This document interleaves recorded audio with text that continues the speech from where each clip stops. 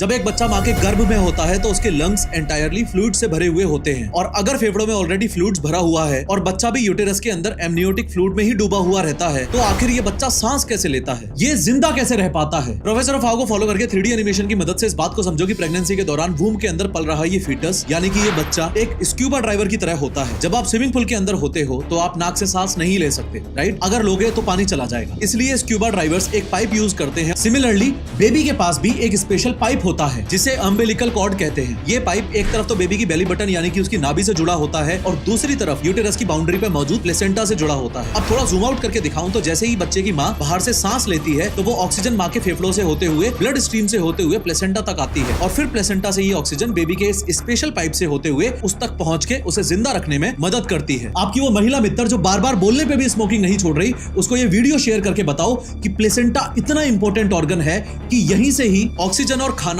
यानी न्यूट्रिएंट्स माँ के ब्लड से निकलकर बच्चे के ब्लड में जाते हैं और बच्चे का कचरा जैसे CO2 एक्सेट्रा माँ के थ्रू बच्चे के शरीर से बाहर आ जाता है। दिक्कत यह है कि स्मोकिंग से प्लेसेंटा जल्दी कैल्सिफाई और वीक यानी कि बूढ़ा हो जाता है। इनफैक्ट कभी कभी तो बेबी और मदर दोनों के लिए डेंजरस प्लेसेंटा एब्रप्शन भी हो जाता है, यानी कि टाइम से पहले ही यूटेरस की दीवार से प्लेसेंटा अलग हो जाता है। यही रीजन है कि डॉक्टर्स स्पेशली प्रेगनेंसी के दौरान स्मोकिंग करने के लिए मना करते हैं।